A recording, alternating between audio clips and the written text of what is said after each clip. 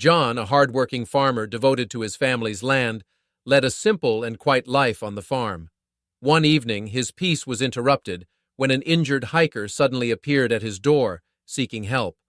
Moved by compassion, John welcomed the hiker into his home, offering food and shelter for the night. But by morning, his life took an unexpected turn. Police cars, lawyers, and news reporters had gathered on his farm, all waiting for him. Little did John know, his simple act of kindness was about to change his life forever in ways he never expected. Hi everyone, welcome back to Unveiled Narratives. Today I have another heartfelt story to share with you. After a long day of working the fields, John Miller, a farmer in his early 50s, stands in his small, dimly lit kitchen. Outside, a storm rages, with wind howling across the farmland and rain hammering against the windows. At the stove, John stirs a pot of warm milk, the creamy surface rippling gently. On the counter beside him sits a hardened loaf of bread. His rough, calloused hands slice through it carefully, the sound of the knife scraping against the cutting board barely audible over the storm. He places the slices into a chipped bowl, ladling the steaming milk over them, watching as the bread softens and begins to break apart. This simple meal is his reward for the day's labor, a quiet ritual that offers some measure of comfort. He picks up the spoon and is just about to take his first bite when a sudden knock at the door cuts through the storm. John freezes, his hand hovering over the bowl. The knock comes again, louder and more urgent this time, echoing through the old farmhouse. Visitors are rare out here, especially in weather like this. His brow furrows as he grabs a flashlight hanging by the door. Leaving his untouched meal on the counter, he moves cautiously toward the sound. As the door creaked open, the beam of his flashlight illuminated a drenched figure on the porch. A man in his early 30s with disheveled hair plastered to his forehead and a face etched with exhaustion. Water streamed from his torn clothes, pooling at his feet. "Please, I need help," the man stammered, his voice barely audible above the howling wind. John's eyes widened as he took in the man's condition. Pale skin, unsteady movements, and deep scratches crisscrossing his arms. Without hesitation, John stepped aside and gestured urgently. "Come in, quick, you'll freeze to death out there." The man staggered inside, leaving a trail of water across the wooden floor. His posture was hunched, his breathing labored, and his ankle twisted at an unnatural angle. "Sit by the fire," John said firmly, guiding him to a chair near the stone hearth. Tossing another log onto the embers, he coaxed the flames higher, their warmth quickly filling the room. The man sank into the chair with a sigh of relief, his trembling hands stretching toward the fire. "Thank you," he murmured, his voice raw and raspy. John grabbed a frayed towel from a nearby hook and handed it over. "Here, dry yourself off," he said, his tone gentle but steady. As the man dabbed at his face and arms, John's sharp gaze didn't miss a thing. The scratches, the bruises, the torn fabric clinging to his frame. "What happened to you?" he asked, his voice low but laced with concern. The man winced, his movements stiff as he worked the towel over his arms. "I was hiking," he began haltingly, his words broken by deep breaths. "Took the trail through the woods. I didn't think the storm would get this bad. Slipped on some rocks, twisted my ankle, and—" He trailed off, staring at the floor. "Honestly, I didn't think I'd make it out." John crouched by the cupboard, pulling out a tin of homemade salve and a roll of bandages. He shot the man a reassuring glance as he stood. "Well, you're here now, and that's what matters. You're safe." As John carefully cleaned the man's wounds, the man flinched at the sting of the salve but remained silent, his gratitude visible in his weary, waterlogged eyes. "You're lucky it's nothing worse," John remarked, his hand steady as he wrapped the swollen ankle with practiced care. "This should hold for now, but stay off it as much as you can." The man nodded, his voice soft and sincere. "I don't even know how to thank you. You didn't have to help me, but you did." John shook his head dismissively, a faint smile tugging at the corner of his mouth. "What kind of man would I be if I didn't? Now let's get you something warm to eat." John stepped back into the kitchen and glanced at the bowl of bread and milk he had prepared for himself. The meal was simple, the kind he often relied on after long days of back-breaking work.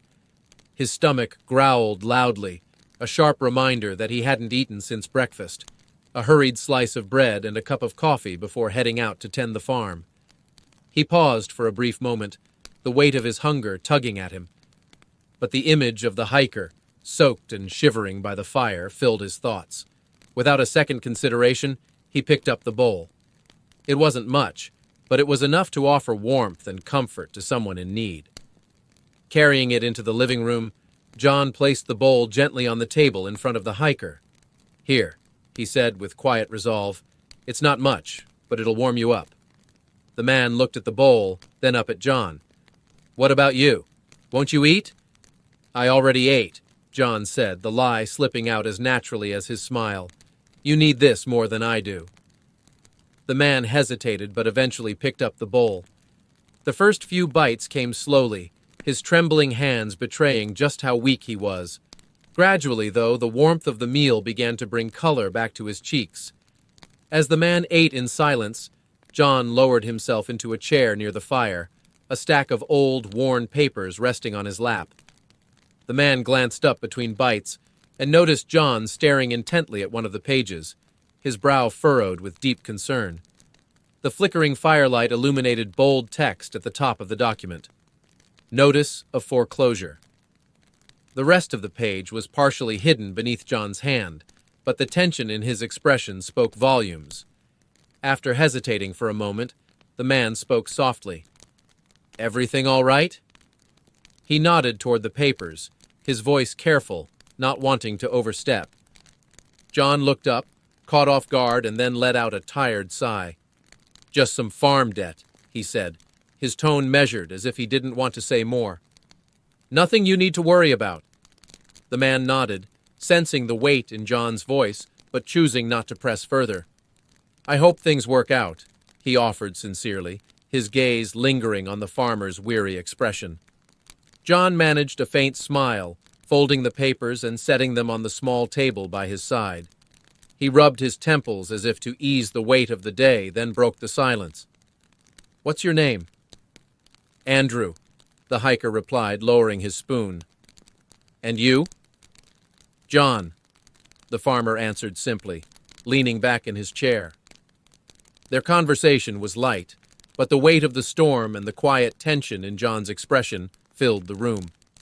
As Andrew finished his meal, he glanced toward the window. The rain still pounded against the glass, and the wind howled like a warning.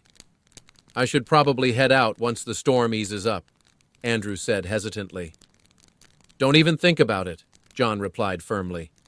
"You're in no condition to go anywhere tonight. Stay here. Get some rest. You can leave in the morning."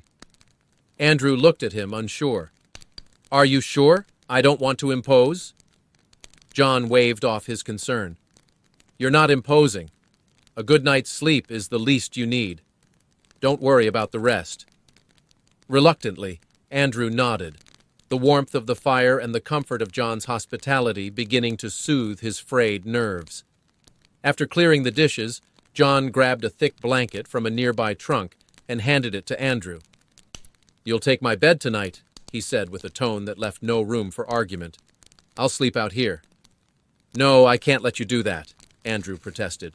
"You've already done so much." John raised a hand, silencing him. "I insist. It's not up for debate." With no choice but to relent, Andrew followed John to a small bedroom at the back of the house. The modest bed was covered with a patchwork quilt that looked handmade, its vibrant colors a stark contrast to the worn walls of the room. "Get some rest," John said, stepping back toward the door. "We'll talk more in the morning." As John returned to the living room and stretched out on the worn couch, the storm outside began to abate. The farmhouse, though battered by wind and rain, stood firm against the night.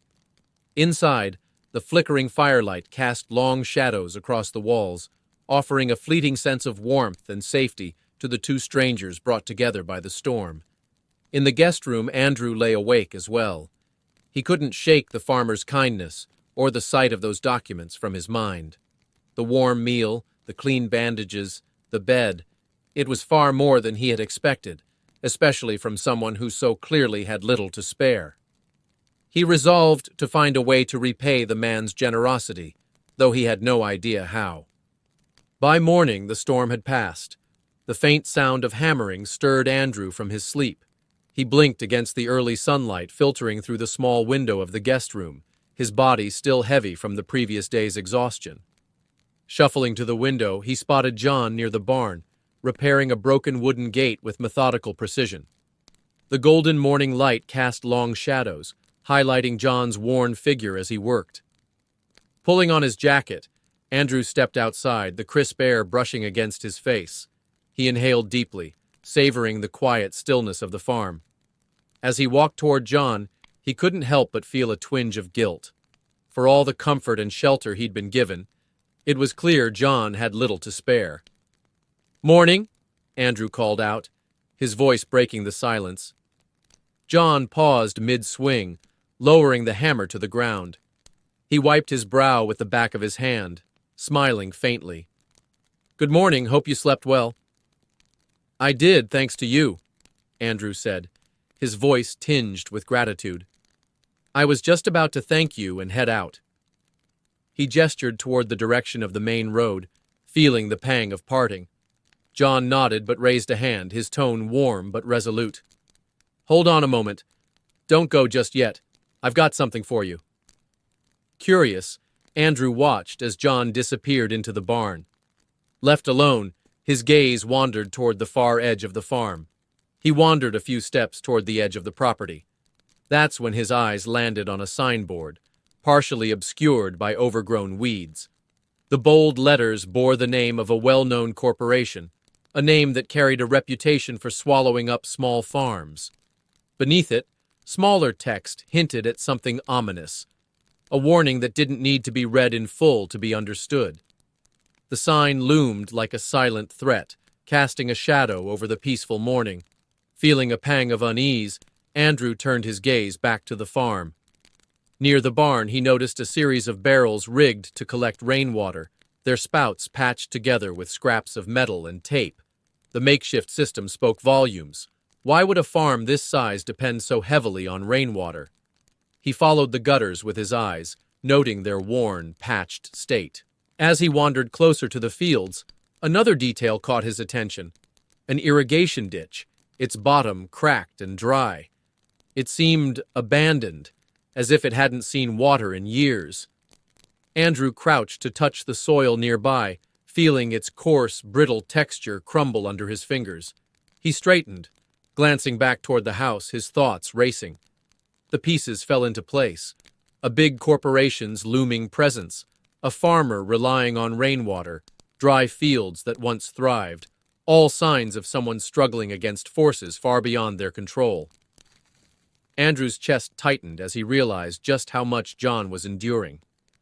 The quiet of the farm was interrupted by the soft crunch of footsteps on the dirt. He turned to see John approaching, holding a burlap bag. "Here," John said with a smile, handing him the bag. "A little something for the road, fresh vegetables and some fruit from the farm. It's not much, but it's the least I can do." Andrew accepted the bag, his voice soft with gratitude. "You've already done more than enough, letting me stay here, giving me a warm meal, helping me with my injuries.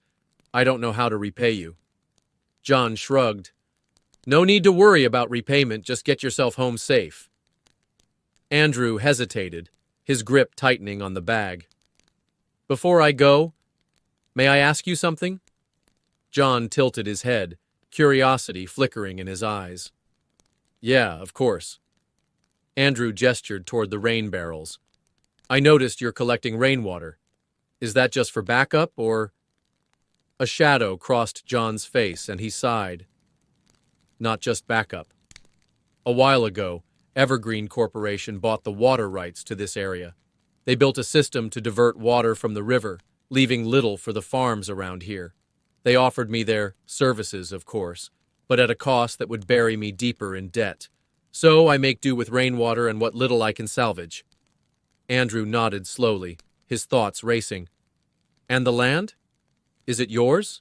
John's jaw tightened, and he looked out toward the fields, his expression hard to read. "It is, for now, but they've been after it for years.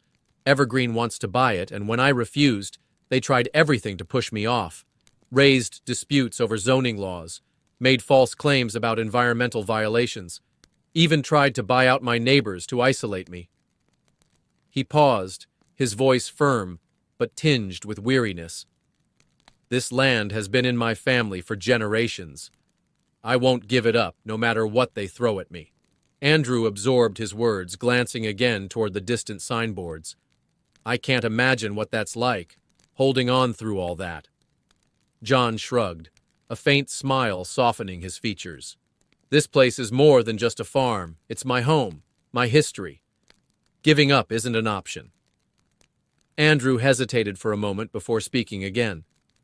Those papers you had last night, were they about the farm? John's brows lifted slightly, surprised by the question. Yeah, some legal notices and debt claims. Nothing you'd want to worry yourself with. I know we just met, Andrew began cautiously. But, if you don't mind, could I take a look?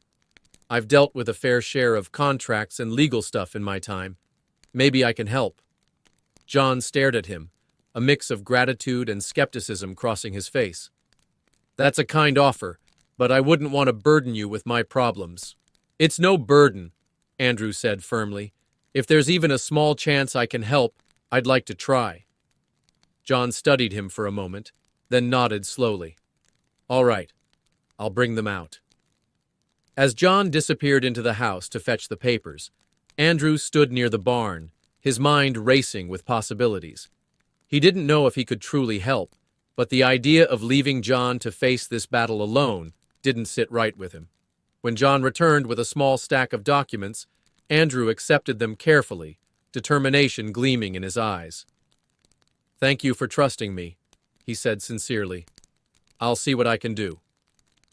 With a final wave, Andrew disappeared down the path, the bag of fresh produce in his grasp, and a decision forming in his mind. John stood there for a moment longer, staring at the empty road. He exhaled sharply, shaking his head as if to clear the lingering doubts. Without another word, he turned back to the barn, picking up the hammer he'd set down earlier. As the sound of nails driving into wood echoed across the farm, John's thoughts drifted. He tried to focus on his work, but Andrew's parting words lingered in his mind. Could a stranger really help? Could he even afford to hope? Brushing off the thought, John set his jaw and hammered harder, as if the motion could drown out the uncertainty clawing at him. For now, there was work to do, and that was the only thing he could control. The hours slipped by unnoticed, the sun climbing higher in the sky. John moved from one task to the next, tending to the stubborn repairs the storm had left behind. He wiped the sweat from his brow, muttering to himself about cracked boards and loose hinges. It wasn't until he was hammering a loose board on the barn door that the sound of approaching engines broke through his thoughts. He froze, gripping the hammer tightly as he turned toward the dirt road. A black car appeared first, its glossy surface reflecting the afternoon sunlight. Behind it came two police cruisers, their lights off, but unmistakable. A van bearing a news station logo trailed closely behind. What in the world? John muttered, setting down his hammer. A chill ran through him as the convoy pulled into his driveway, kicking up a cloud of dust.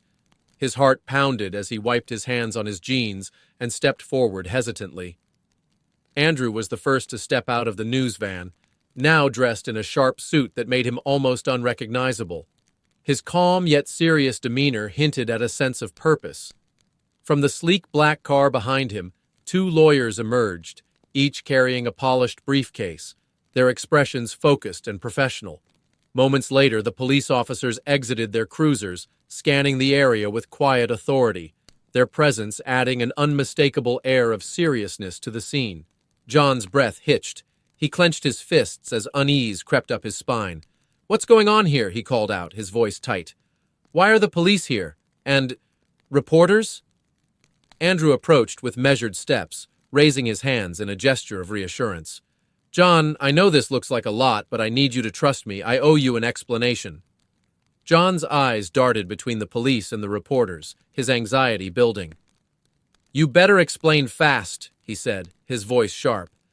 Andrew stopped a few feet away, his tone steady but firm. I'm an investigative journalist. I've been working on exposing corporate corruption targeting small farmers.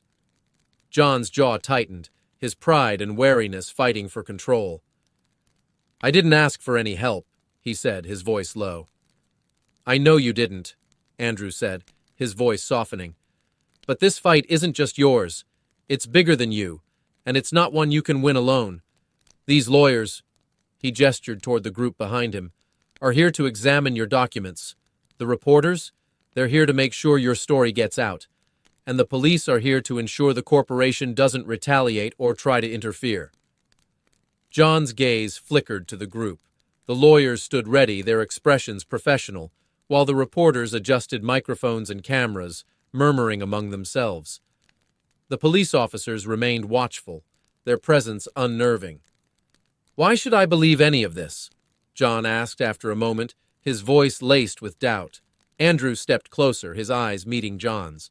Because I've spent years uncovering stories like yours, and because the only reason I'm standing here right now is that you gave me shelter when you didn't have to. If you'll let the lawyers take a look at those papers, we can find out the truth. John hesitated, his instincts torn between suspicion and a flicker of hope. Finally, he turned toward the house. Moments later, he returned, clutching a stack of papers. His hands trembled slightly as he handed them to one of the lawyers. The lawyer flipped through the documents with sharp precision. The minutes that followed felt like hours as John stood by, tension coiling in his chest. Finally, the lawyer looked up, his expression grim but resolute. Mr. Miller, the lawyer began, his tone firm and professional, we've reviewed your contracts. Based on what we've found, the corporation you're dealing with has been engaging in fraudulent practices. They've used fabricated fees and manipulated debts to target your property. John's breath caught. You're saying they've been lying all this time? The lawyer nodded. Yes, they've been exploiting loopholes to pressure small farmers like you into giving up their land. But now that we have this evidence, we can act. We'll file an injunction to stop their actions immediately. The reporters began asking John questions, their cameras capturing every moment. How long have you been dealing with this? One of them asked. John hesitated, his voice trembling slightly. It's been months, he admitted. They've been sending notices, raising fees, threatening to take everything I have. I didn't know what to do. I thought I'd have to give up. Andrew placed a reassuring hand on John's shoulder. You're not alone anymore. This story is going public, and they won't be able to hide their actions any longer. As the police officers moved to secure the area, ensuring that no representatives from the corporation could interfere, the lawyers explained the next steps. We'll be filing a lawsuit against the corporation for their illegal practices. You'll also be compensated for the damages you've endured, one of them said. The day unfolded with a flurry of activity. The lawyers worked quickly to file the necessary documents. The reporters interviewed John and documented the state of his farm, and the police ensured that John's property remained secure. By evening, news of the corporation's unethical practices had begun to spread, sparking outrage and calls for accountability. In the weeks that followed, the legal battle concluded in John's favor. The corporation was ordered to cancel all debts and return any seized assets. Additionally, they were fined heavily for their fraudulent actions, and part of the settlement was awarded to John as compensation. With the newfound stability, John was able to invest in his farm, repairing equipment and expanding his operations. His land, once on the brink of being lost, became a thriving symbol of resilience. Months passed. The farmhouse, once a symbol of isolation, had become a gathering place for the community. The once barren fields now flourished, producing an abundance of fresh produce. The farmers, united by their shared struggle, had created a thriving cooperative, ensuring the long-term sustainability of their livelihoods. One evening, as John stood on his porch, watching the sun set over the horizon, he thought back to the stormy night that had changed his life. He remembered the fear, the loneliness, and the unexpected arrival of a stranger. He remembered the kindness he had shown, not expecting it to have such a profound impact. A wave of gratitude washed over him. He realized that in helping Andrew, he had not only saved his own farm, but had also sparked a movement that would benefit the entire community. He had learned that even in the darkest of storms, hope could always be found, and that the smallest acts of kindness could have the most profound and lasting impact. Thank you for watching. If this story moved you, don't forget to like, subscribe, and share to spread the inspiration. And before you go, check out the videos on your screen. They're filled with more heartwarming stories that we know you'll love. Click now and keep the kindness flowing.